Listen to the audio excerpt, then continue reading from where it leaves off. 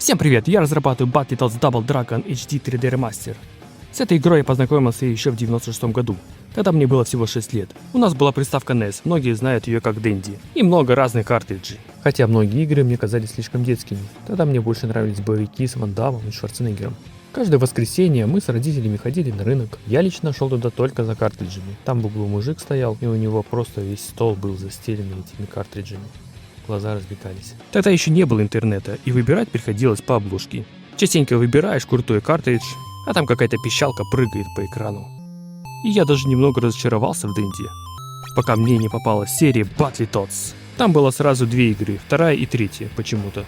Эта игра просто мне вынесла мозг. Море драйва, офигенное управление, крутая музыка. Да, это было 8-битное MIDI, но звучало у меня в голове как металл. Больше мне всего понравилось Battletoads Double Dragon. Я рубился с братьями и с каждым разом находил все больше фишек в игре и багов.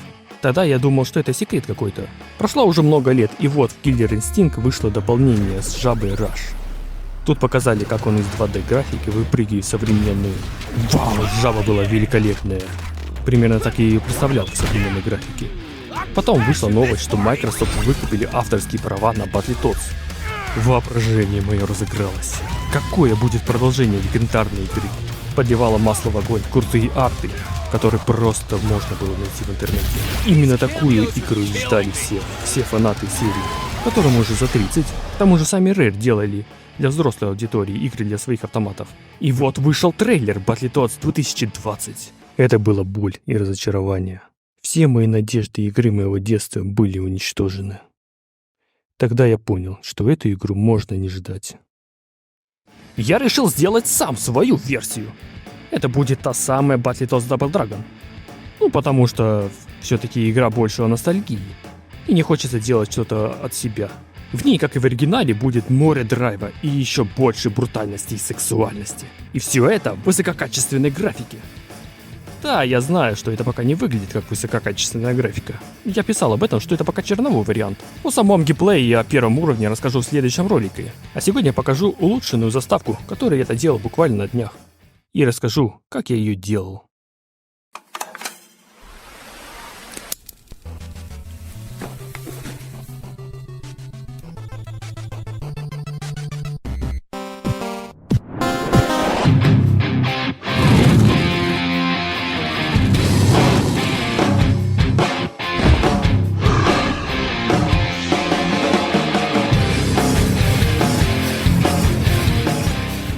Здесь можно повращать камерой.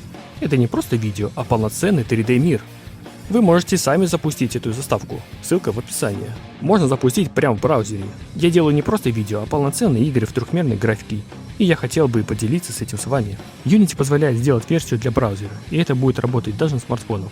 В этом ее и плюс. Не надо ничего устанавливать, просто загрузить страницу. К сожалению, минусов в веб-версии тоже много. Сам браузерный движок, который называется WebGL, очень медленный по сравнению с приложениями. К примеру, здесь нет теней и может подтормаживать. Еще у вас может вообще не загрузиться, если у вас медленный интернет. Весит около 100 мегабайт.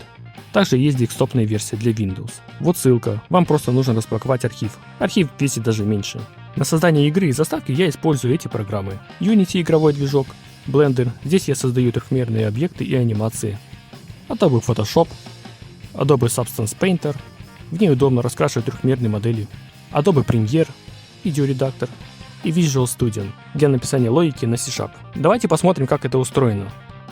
На самом деле здесь две плоскости. Тут стоит телевизор, это изображение делал чисто Photoshop.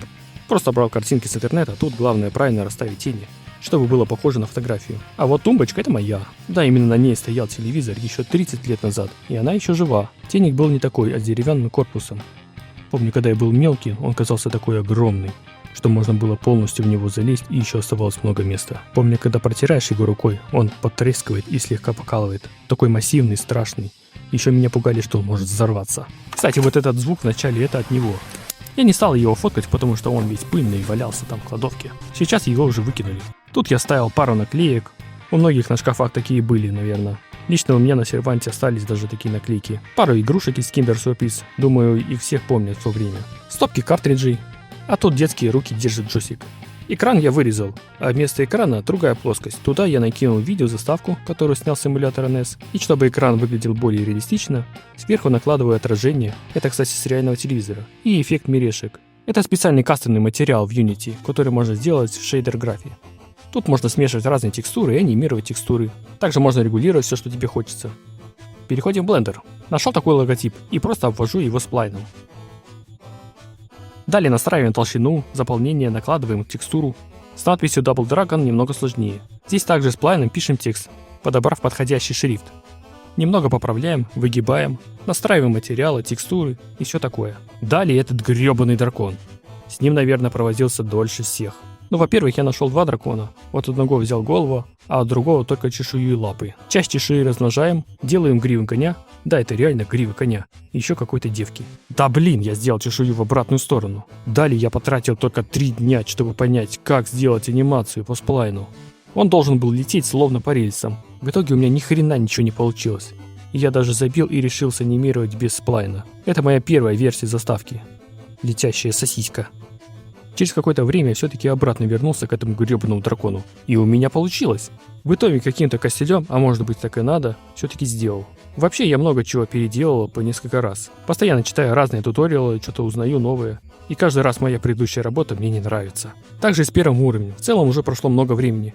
Я прокачал навык анимации и во многих других вещах. И сейчас бы сделал гораздо лучше. Далее жаба. Наверное, все ее узнали. Это модель из Killer Instinct. Добрые люди вытащили ее из игры и можно скачать в открытом доступе. С ним тоже пришлось повозиться. Тут непонятная куча костей. Все надо разбирать и подчищать. Но зато настроены веса. Веса — это параметр у вертексов, к каким костям он будет прикреплен. Еще у него есть куча текстур к нему. Просто море, даже не знаю, зачем их так много. Я сделал пару скинов. Думаю, надо снять отдельное видео про него. Сделал пару анимаций, где он просто дышит и оглядывается. Отлично, скидываем все в Unity. Тут создаю пустой объект, а внутрь него кидаю все, что мне нужно. Тут у меня телевизор, логотип, жаба, дракон и камера. И на этот пустой объект создаю анимацию. Теперь могу получить любые параметры из того, что лежит внутри, и вывести их на один таймлайн. И словно дирижер управляю всеми. Запускаю аудиодорожки, включаю экран, изменяю параметры на материале, управляю камерой. Также можно перейти на кривые и более точно настроить движение камеры. Могу анимировать постобработку. Здесь идет такой эффект нарастания. Я отталкиваюсь от заранее записанной аудиодорожки. И когда начинается музыка, экран сначала идет немного вперед, а потом резко назад. И он как бы прокручивается вместе с логотипом. Вот как выглядела предыдущая версия. Этот эффект называется пружинка. Он часто используется в мультфильмах. Вот этот дым я создал в Adobe Premiere. То есть сделал запись с экрана поворачивающегося логотипа. И уже исходя от него, сделал дым. В Unity имеется довольно мощная система частиц. Источники можно прикрепить прямо к костям дракона.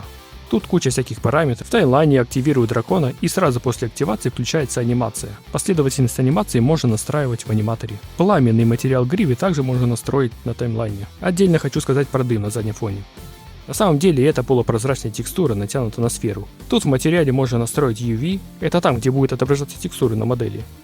А текстура — это, собственно, видео дыма. И единственное, что мне нужно было сделать, это зациклить его, то есть чтобы конец совпадал с началом. Дым играет важную роль, без него картинка выглядит слишком мультяшной. На постпродакшене это называется постобработка, так компьютерная графика выглядит более реалистично. Ну и в конце эпичный вылет. Спасибо, что досмотрели до конца, надеюсь, было интересно узнать, как тут все устроено. Ролики и дальше будут выходить в подобном формате.